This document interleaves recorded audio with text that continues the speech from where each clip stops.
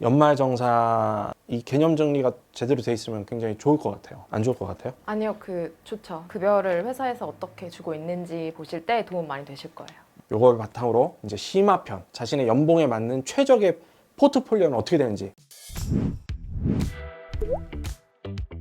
안녕하세요. 아마추어들의 내 돈 불리는 비법, 아마내돈입니다. 이번 시간에는 직장인 분들이라면 꼭 필요하고 꼭 챙겨야 될 부분인데요. 연말정산의 모든 것에 대해서 한번 알아보겠습니다. 우리 남유민 세무사님과 함께 알아보겠습니다. 안녕하세요. 안녕하세요. 예, 지금이 2월이잖아요. 2월이면 연말정산을 해서 세금을 얼마나 환급을 받을지 그걸 이제 결정하는 시기인데 쓴 건 이미 뭐 되돌릴 수가 없잖아요. 올해는 미리미리 연초부터 준비를 좀 잘 해서 포트폴리오를 잘 짜가지고 아주 효율적으로 지출 내역이라든지 뭐 IRP라든지 이제 세금을 많이 환급받기 위한 어떤 포트폴리오를 잘 짜보자. 들어가기 전에 약간 용어, 개념 이런 걸 조금 명확히 해야 될 필요가 있는 것 같아요. 저도 그렇고 주변 사람도 물어보면 소득, 비과세 소득, 급여, 연봉 이런 항목에 대해서 정확한 개념을 알고 있는 분들이 많지는 않은 것 같더라고요. 정확하게 기초적인 용어부터 한번 딱 잡아보고 그 다음에 조금 더 이제 포트폴리오를 연봉대별로 어떻게 해야 될지 그걸 좀 알아보겠습니다. 저같이 잘 모르는 사람은 좀 헷갈릴 수 있으니까 제가 하나씩 좀 여쭤볼게요. 네. 상여와 보너스와 성과급은 다 같은 거라고 봐도 되나요? 매달 받는 정기적으로 일정 금액을 받는 거 외의 금액은 이제 전부 다 상여 개념으로 생각을 하시면 될 것 같아요. 상여랑 보너스와 성과급은 다 비슷비슷한 개념이다. 그렇죠. 일단은. 근데 연말정산을 할 때는 그렇게 중요한 항목은 아니다. 아니죠. 자동으로 이제 다 불러오기를 할 거고 급여를 주는 회사 입장에서 세금이 일정 부분 떼고 들어오잖아요. 월급을 받는 부분에 있어서 이제 거기에서 이제 회사가 국세청에 신고를 매달 하기 때문에 이제 그런 부분에서 과세소득과 비과세소득 나누어지고 그래서 총 급여가 생성이 되는 거라서 연말정산 하시는 일반 근로자들 입장에서는 크게 중요한 개념은 아니다. 그리고 지금 방금 말씀하신 것 중에도 내용이 있었는데 소득이 있고 비과세 소득이 있잖아요. 어떻게 다른 거예요? 과세소득은 세금 계산의 대상이 되는 소득을 말하는 거고요. 비과세소득은 총급여라든지 근로소득 금액 자체가 세금을 계산할 때 아예 반영이 되지 않는 소득이라고 생각하시면 돼요. 그러니까 세금을 떼지 않고 내 급여로도 잡히지 않는 거를 비과세소득이라고 생각하시면 조금 심플하실 것 같아요. 비과세 소득을 보면 뭐 야간 근로수당 같은 이게 수당 같은 것들이 있던데 그거는 비과세 소득인 거죠. 네, 그래서 비과세 소득이 굉장히 많지만 몇 가지 뭐 말씀을 드리면 뭐 월 10만 원 이내에 실질적으로 지급받는 식대라든지 월 20만 원 이내에 뭐 자가운전 보조금 이런 것들 그리고 아까 말씀하신 야간 근로수당 같은 경우에는 직전 연도 총급여가 일정 금액 이하신 분들은 야간 생산직 하시는 근로자분들께서는 그 야간 근로수당에 대해서 일정 부분 비과세 받으실 수 있는 부분이 있어요.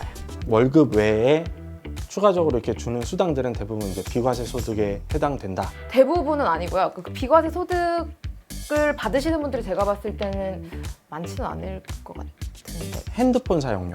뭐 출장을 갔는데 뭐 숙박비나 이런 거 내 걸로 결제하고 회사에서 보전받는 부분 있잖아요. 그런 부분은 당연히 비과세 소득, 그러니까 실비 변상적인 부분은 다 비과세 소득이다라고 생각하시면 될 것 같습니다. 그러면 소득과 급여는 어떻게 관계가 어떤 거예요? 총급여라는 용어가 있어요. 일단 총급여랑 근로소득은 비슷한 개념이고요. 근로소득 금액은 근로소득에서 경비 등을 공제한 거 뺀 후의 금액이 근로소득 금액이에요. 그래서 이거는 뭐 근로소득뿐만 아니라 세법상 모든 소득에 반영되는 건데 세법상 소득이라는 거는 말 그대로 총수입 개념이고요.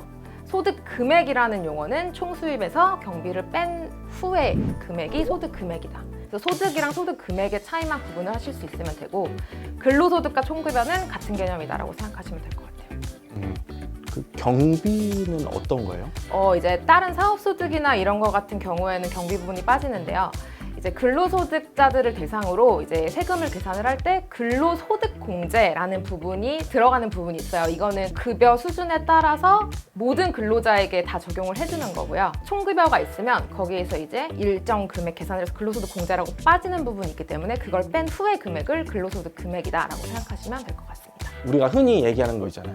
야, 너 연봉 얼마 받아? 나 연봉 많이 받아. 뭐 이렇게 하고 그러는데 정확한 그 세무적인 관점에서 연봉은 어떤 걸 연봉이라고 봐야 돼요? 저희가 숫자로 딱 서류에서 총급여라고 확인할 수 있는 건 사실은 회사에서 당연히 신고해주는 자료를 바탕으로 회사 뭐 인사 사이트에서 이제 확인할 수 있는 금액일 텐데 당연히 비과세 소득은 거기 포함이 안 되고요. 총 급여가 연봉이랑 같은 거라고 보시면 될 것 같아요. 그러면 급여는 소득과 비과세 소득을 합친 걸 급여라고 하나요? 아니요, 총급여는 그 과세 소득만. 비과세 소득은 연봉이나 소득이나 총급여에 포함이 안 되는 거네요. 원래는 포함이 되는 게 맞는데 근로소득 원천징수 영수증이라든지 이런 서류를 뗐을 때 딱 총급여라고 찍혀 나오는 금액에는 이제 비과세 소득은 포함이 안 돼 있다고 생각하시면 될 것 같아요. 찾아보니까 총급여는 연봉 빼기 비과세 소득이라는 말이 나오던데 이게 맞는 말이에요? 틀린 말이에요.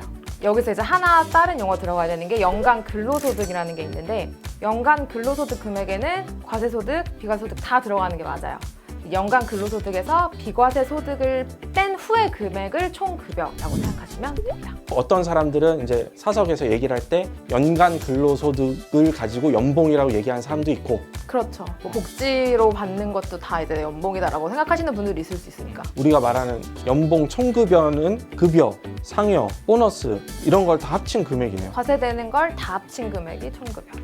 이거는 제가 봤을 때는 들어도 그리고 봐도 돌아서면 까먹어. 왜냐면 이게 매일 쓰는 용어가 아니고 너무 추상적으로 그동안 써왔기 때문에 개념 정리가 명확하지 않을 수 있는데 이거를 그래서 자주 봐야 될 것 같아요. 영상 보고 또 보고 그리고 한 번 보면 끝까지 보고 이렇게 계속 봐서 반복 숙달을 하셔가지고 이 개념을 머릿속에 잘 넣으시면 연말정산을 비롯해서 일상생활을 할 때도 이 개념 정리가 제대로 돼 있으면 굉장히 좋을 것 같아요. 이게 비과세 소득이 많으면 많을수록 직장 입장에서는 좋은 것 같기도 하지만 그만큼 또 기본급이 적다는 의미기도 되기 때문에 다양한 수당 산정에서는 또 불리할 수도 있고 이런 다양한 측면이 있거든요. 이런 거를 좀 파악할 때 좋은 개념 정리가 될 것 같습니다. 동시에 연말정산에도 굉장히 자주 등장하는 항목이기 때문에 이런 건 꼭 한번 개념 정리를 하셔야 될 것 같습니다. 이걸 바탕으로 이제 심화편, 자신의 연봉에 맞는 최적의 포트폴리오는 어떻게 되는지 한번 알아보겠습니다. 세무사님, 감사합니다. 감사합니다.